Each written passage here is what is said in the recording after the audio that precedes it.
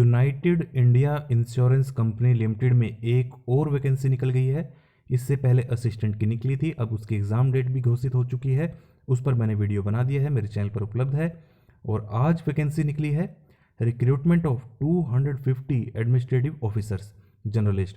तो admin officer की vacancies निकली है, 250 वैकेंसीज हैं। आप इस वीडियो को पूरा देखें, सभी प्रकार की जानकारी आपको दी जाएगी। तो UIIC यानी कि United India insurance company is a leading public sector general insurance company wholly owned by Government of India with a gross premium of about 17,644 crore. तो 17,000 करोड़ से भी ज़्यादा ग्रोस रेवेन्यू है इस कंपनी का, और भारत सरकार के अंतर्गत आती है ये कंपनी, यानी कि होली ओन्ड, केंद्र सरकार के अधीन ये कंपनी आती है। तो एक सरकारी नौकरी है, पक्की सरकारी नौकरी है। तो अगर आप एलिजिबल हैं और इच्छुक हैं तो इस वीडियो को जरूर देखें। The company proposes to recruit young and dynamic candidate. किसको अपॉइंट करना चाहती है? एडमिन ऑफिसर को। स्केल 1 में 250 वैकेंसीज हैं। कैटेगरी वाइज बाइफर्केशन आप देख लीजिए। कैटेगरी वाइज SC के लिए 37, ST के लिए 20, OBC के लिए 67, EWS के लिए 24, जनरल के लिए 102। तो टोटल हो गई 250। आगे सब कैटेगरी है।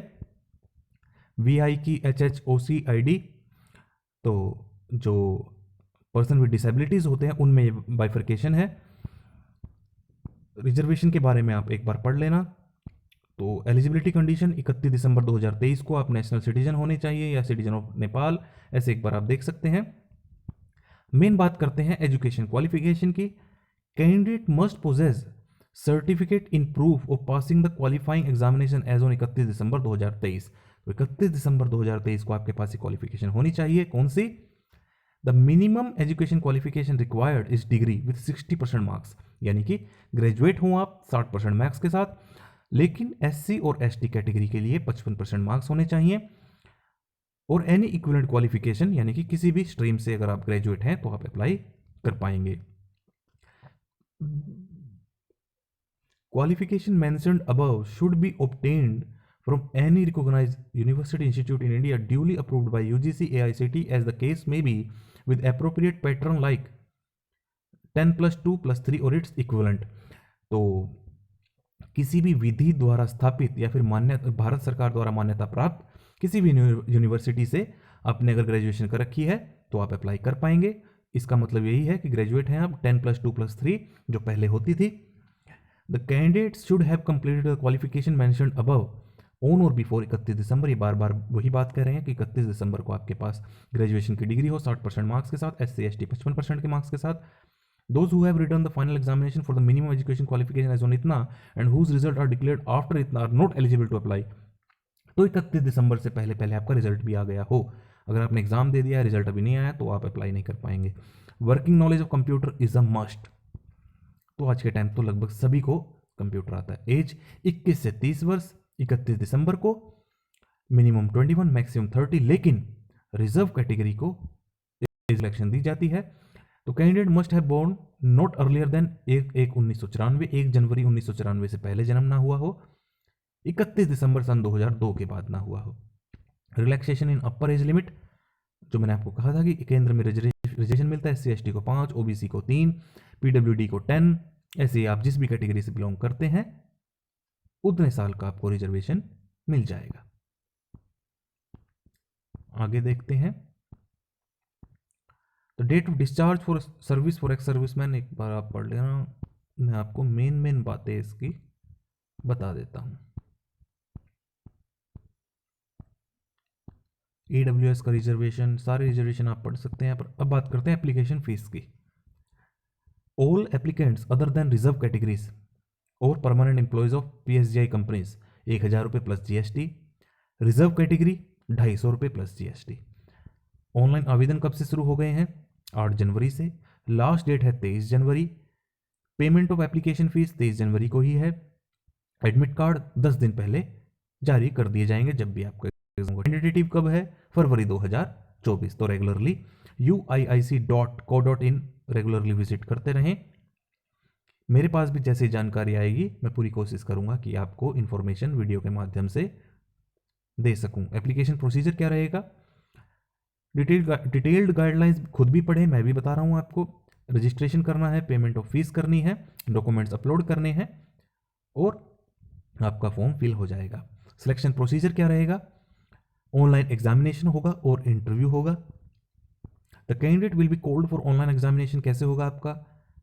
5 सेक्शन है। पहला reasoning, English language, quantitative aptitude, general awareness, computer literacy.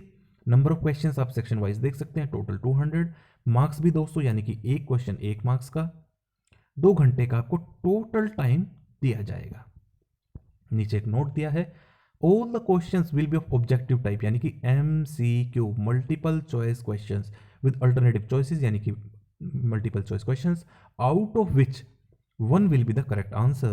The candidate has to select the correct answer and mouse click that alternative which he feels is correct. तो उस पर आपको क्लिक कर देना है जो भी सही उत्तर होगा। There will be penalty for wrong answer, तो इस बात का आप ध्यान रखें। इंपॉर्टेंट पॉइंट है कि गलत उत्तर देने पर नेगेटिव मार्किंग रखी गई है। The objective test except test on English language will be bilingual, तो बाइलिंगुअल होगा, हिंदी इंग्लिश में आपसे प्रश्न पूछे जाएंगे केवल इंग्लिश को छोड़कर, क्योंकि इंग्लिश लैंग्वेज तो इंग्लिश में पूछी जाएगी। For each wrong answer marked 1/4 of the marks assigned to the question will be deducted as penalty, तो 1/4 मार्क्स आपके डिडक्ट कर लिए जाएंगे अगर आपने गलत उत्तर दिया। However there shall not be any penalty for the unanswered question, अगर आपने उत्तर ही नहीं दिया तो कोई पेनल्टी नहीं है। The option that is clicked on will be highlighted and will be treated as the answer to that question, जैसे आप उस उत्तर पर क्लिक करेंगे जो भी सही होगा आपके अनुसार वो हाईलाइट हो जाएगा। The scores of online examination will be obtained by adopting the following procedure, तो स्कोर कैसे निकाला जाएगा? नंबर ऑफ क्वेश्चन जितने आपने सही दिए होंगे उसमें से नेगेटिव मार्किंग डिडक्ट करके आप स्कोर निकाल लिया जाएगा, और उसके बाद इक्वेटेड स्कोर निकाला जाएगा। इक्वेटेड स्कोर यानी कि नॉर्मलाइजेशन, क्योंकि अलग अलग शिफ्ट में एग्जाम होगा तो डिफिकल्टी लेवल को देखकर जो इन्होंने फॉर्मूला दिया होगा उसके आधार पर इक्वेटेड स्कोर, जिसे नॉर्मलाइज्ड स्कोर भी कहा जाता है, वो निकाला जाएगा। Test wise score and score on total is reported with decimal point up to 2 digit, तो स्कोर आपका 2 डिजिट तक डेसिमल पॉइंट तक लिया जाएगा। आगे देख लेते हैं। मैं पूरी कोशिश कर रहा हूं कि आपको सारी इंपॉर्टेंट जानकारी मैं दे दूं, लेकिन आपको खुद से भी पूरा एप्लीकेशन फॉर्म, ये रिक्रूटमेंट का जो नोटिफिकेशन है खुद भी पढ़ना है।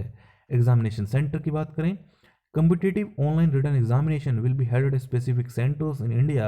The candidate may choose any one of the centers mentioned in Annexure 2, तो कहाँ पर आपके सेंटर हैं वो Annexure 2 में दिखाए गए हैं। अगर इसमें नीचे है तो मैं आपको दिखा दूंगा।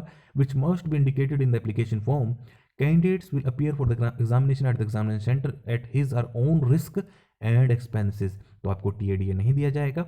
The candidate shall appear in the online exam at the venue given in their call letter only, तो जो भी आपको सेंटर अलॉट होगा एडमिट कार्ड के अनुसार वहीं पर आपको एग्जाम देने जाना है। कोई चेंज की रिक्वेस्ट आपसे एक्सेप्ट नहीं की जाएगी।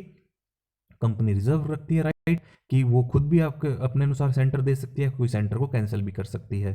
Company also reserve the right to allot the candidate to any centre other than the one he she has opted for, अगर आपने कोई सेंटर, मान लीजिए दिल्ली सेंटर आपने भरा था तो हो सकता है आपको हरियाणा सेंटर मिल जाए, तो सारे राइट कंपनी के पास रिजर्व्ड है। Candidate will appear for the examination at an examination centre at his own her risk and expense, उन्होंने ऊपर भी बता दिया था। Choice of centre once exercised by the candidate will be final. If sufficient number of candidate do not opt for particular centre for online examination, company is the right to allot any other adjacent centre to those candidate. मान लीजिए आपने दिल्ली भरा था और वहाँ पर capacity थी 100 बंदों की बैठने की, कैंडिडेट की बैठने की, और वहाँ 20 लोगों ने भरा, तो वहाँ पर एग्जाम कंडक्ट नहीं करवाया जाएगा, कोई और सेंटर आपको दिया जाएगा। अब क्यों नहीं करवाया जाएगा? क्योंकि कंपनी का लॉस होता है वहाँ पर। अब 20 छात्र को 100 जनों को बैठने की जगह पर 20 को क्यों बिठाएगी कंपनी? क्योंकि उनको पेमेंट करनी पड़ती है सेंटर के लिए। डाउनलोडिंग द कॉल लेटर, तो कॉल लेटर आपका जब भी जारी होगा तो आप डाउनलोड कर पाएंगे, इन्होंने ऊपर बता दिया 10 दिन पहले आप डाउनलोड कर पाएंगे। Intimation for downloading call letter will also be sent through email SMS, तो बहुत अच्छी बात है कि आपके ईमेल आईडी सही भरें अपनी, और SMS के माध्यम से आपको सूचना दी जाएगी कि आपके एडमिट कार्ड जारी हो गए हैं। The candidate is required to use registration number, roll number, password, date of birth for downloading the call letter. Reporting at examination centre 2 घंटे। Though the duration of the examination is 2 hours, candidate may be required to be at the venue for about 4 hours, including the time required for completion of various formalities. तो आप समय अनुसार पहुंच जाएं। मान लीजिए 9 बजे का अगर आपका एग्ज़ाम है तो आप कोशिश करें कि 8 बजे 1 घंटा मिनिमम पहले एग्जामिनेशन सेंटर पहुंच जाए, क्योंकि वहाँ पर आपकी जो जांच पड़ताल होती है उसमें समय लग सकता है। आइडेंटिटी वेरिफिकेशन के लिए आप अपने साथ ओरिजिनल एक गवर्नमेंट अप्रूव्ड आईडी प्रूफ ले जाएं, जैसे कि in the examination hall as well as at the time of interview the call letter along with original and a photocopy of the candidate currently valid photo identity proof such as PAN card, passport, driving license, voter card, bank passbook with photograph, photo identity proof. इस बात का आप ध्यान रखें, जो भी आप government ID लेकर जाएं, पैन कार्ड, पासपोर्ट, उस पर आपकी लेटेस्ट फोटोग्राफ हो और वही नाम उस जो आपने एग्जामिनेशन फॉर्म में भरा था वही नाम आपकी गवर्नमेंट आईडी में हो, चेंज ना हो। और फोटो वाला ही ऐसा ही चीज़ लेकर जाना जिसमें आपकी फ़ोटो हो, जैसे पैन कार्ड पर भी फ़ोटो होती है, पासपोर्ट पर भी होती है, डीएल पर भी होती है, वोटिंग कार्ड पर होती है। अगर आप बैंक पासबुक लेकर जा रहे हैं तो उस पर फोटो जरूर लगवा कर लेकर जाएं, अटेस्टेड हो, photo identity proof issued by gazetted officer, ये सारी चीज़ें चल जाएंगी। बस ऐसा हो कि उस पर आपकी फोटोग्राफ जरूर हो।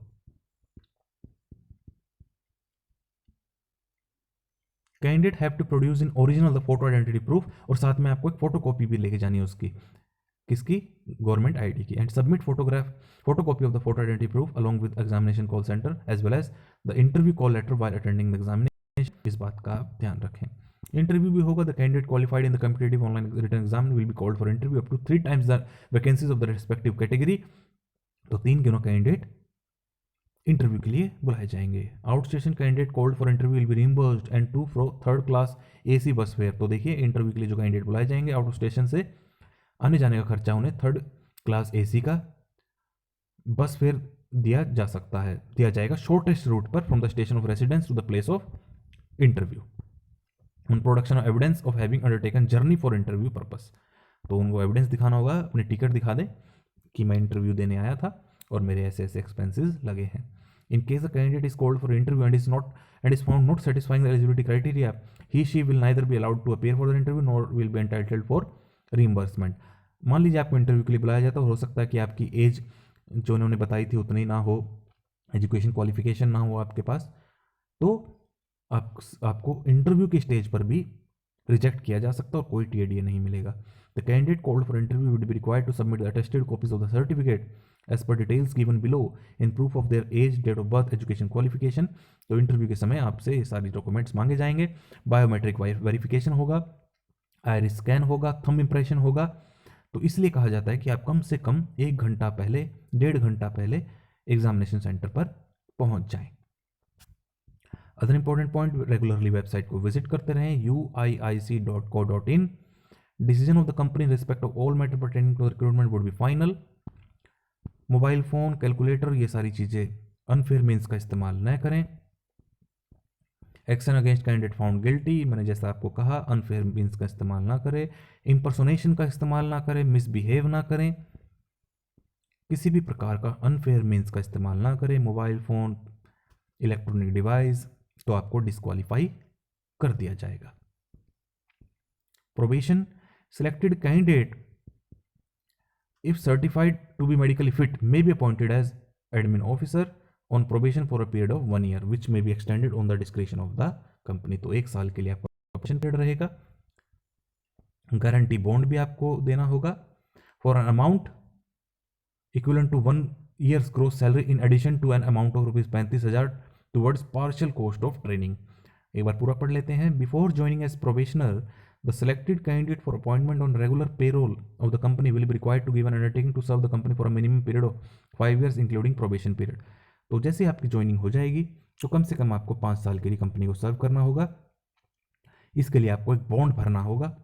In event of their resigning from the company before the expiry of the bond period, they will be liable to pay liquidated damages equivalent to 1 year's gross salary paid to them during the year of probation, which could be proportionally reduced depending on the length of service rendered. Besides, she will have to submit a stamped bond duly executed by 2 sureties of bond, sound financial standing for an amount equivalent to 1 year's gross salary in addition to an amount of 35,000 towards partial cost of training।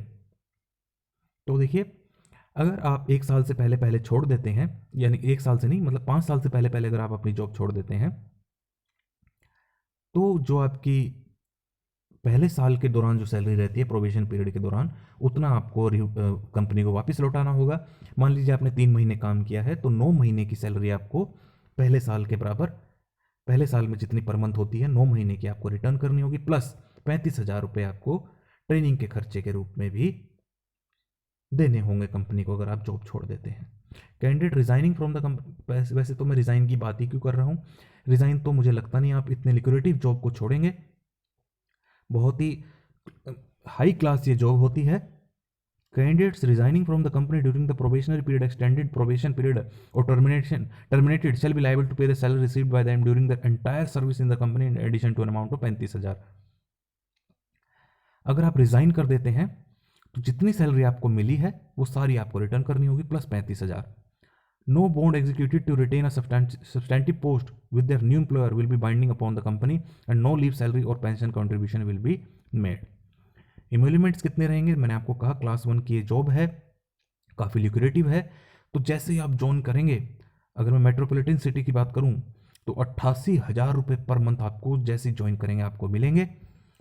Basic पे अगर शुरुआत में बात करूं 88,000 का bifurcation, तो 50,925 रुपये आपकी स्टार्टिंग में बेसिक पे रहेगी। उसके ऊपर HRA, DA और जो जितने बेनिफिट्स हैं जैसे कि group personal accident insurance, performance linked incentive, LTS, gratuity, medical benefit, ये सारी चीज़ें आपको दी जाएगी। और इंक्रीमेंट कैसे लगेगा, 2,500 रुपये 14 बार लगेगा हर साल, 2,500 उसके बाद 2,710 4 साल के लिए, ऐसे करते करते अगर आप इसी स्केल में रहते तो 96,765 तक आपका बेसिक पे रहेगा। लेकिन 96,000 तो बहुत दूर की बात है, 50,925 से लेकर 5 साल 7 साल में आपकी प्रमोशन हो ही जाती है। Service condition, the selected candidate shall have to confirm with the rules regulation, जो भी रूल्स रेगुलेशन आप पर लगेंगे अपॉइंटमेंट के उसको आपको अबाइड बाय करना होगा, यानी कि आपको फॉलो करना होगा। अदर रूल्स जो रिजर्वेशन के हैं वो यहाँ पर भी लागू होंगे। और देख लेते हैं, क्योंकि ये काफ़ी बड़ा नोटिफिकेशन है, 31 पेज का नोटिफिकेशन है। मेरी पूरी कोशिश रहेगी कि मैं आपको सारी बातें बता दूं। अच्छा, एक इंपॉर्टेंट पॉइंट और है, अगर आप पहले से ही किसी सरकारी नौकरी में हैं, पब्लिक सेक्टर यूनिट में है, चाहे केंद्र राज्य सरकार में हो, तो आपको कैडर कंट्रोलिंग अथॉरिटी से NOC लेना होगा। और जो इंपॉर्टेंट बातें इसमें कही गई हैं वो भी आप जरूर पढ़ लें। एप्लीकेशन प्रोसीजर कैसे रहेगा, हाउ टू अप्लाई, आपको ऑनलाइन आवेदन करना है UIIC वेबसाइट पर जाकर 8 से 23 जनवरी के बीच में। एप्लीकेशन रजिस्ट्रेशन, फीस और स्कैन डॉक्यूमेंट अपलोड। और important point to be noted before registration, तो जो भी साइज इन्होंने फोटोग्राफ का बताया है, सिग्नेचर का बताया है, ब्लैक इंक में, लेफ्ट राइट थंब इम्प्रेशन, और जो हैंड रिटन डिक्लेरेशन आपको देनी होती है हैंड रिटन होनी चाहिए, सिग्नेचर कैपिटल लेटर में नहीं होने चाहिए। तो इन बातों का आप ध्यान रखें। Valid email ID, phone number आपने डालना है। तो जो एक नॉर्मल एग्जामिनेशन फॉर्म हम फिल करते हैं वैसा आपने फिल करना है। Candidate are required to take a print out of the e receipt and online application form containing fee detail.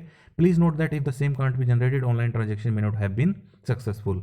अगर आपने फीस पे कर दी और अगर आपकी ई-रिसीट जनरेट नहीं होती है तो हो सकता है आपकी पेमेंट सक्सेसफुल ना हुई हो, तो इस बात का आप ध्यान रखें। तो जल्द से जल्द कंपनी से आप संपर्क करें। और जितने भी पिक्सल में इन्होंने कहा है, रेड आई का फ्लैश ना हो फोटोग्राफ में, थंब इम्प्रेशन कैसा हो, लेफ्ट थंब ब्लैक इंक में होना चाहिए, वाइट पेपर पर होना चाहिए, कितने किलोबाइट्स का होना चाहिए, कैपिटल लेटर में नहीं होना चाहिए, इन सब बातों का आपको ध्यान रखना है। हैंड रिटन डिक्लेरेशन कैसे होनी चाहिए, हैंड आपकी खुद की हैंड राइटिंग में होनी चाहिए, कैपिटल लेटर में नहीं होनी चाहिए, रनिंग हैंड राइटिंग में होनी चाहिए। स्कैनिंग कैसे करनी है, 200 DPI में करनी है, डॉट्स पर inch, set colour to true colour, ये तो आपको पता है हर एग्जाम फॉर्म में ऐसे ही करते हैं हम, तो इसमें कुछ नया नहीं है। बस आपको ध्यान रखना है जितने भी इन्होंने गाइडलाइंस बताई हैं, जितने भी किलोबाइट्स बताए हैं, वैसे तो वो अपलोड ही नहीं होगा, फिर भी आप ध्यान रखें। एग्जामिनेशन सेंटर की बात करें जो कि टेंटेटिव हैं, अंडमान एंड निकोबार आइलैंड। तो देखिए, क्योंकि ये केंद्र सरकार की कंपनी है, जनरल इंश्योरेंस कंपनी है, तो देश भर में इसका कारोबार फैला है, तो देश भर में इसके सेंटर होंगे। आंध्र प्रदेश, लगभग हर राज्य यूटी में आपको इसके सेंटर मिल जाएंगे।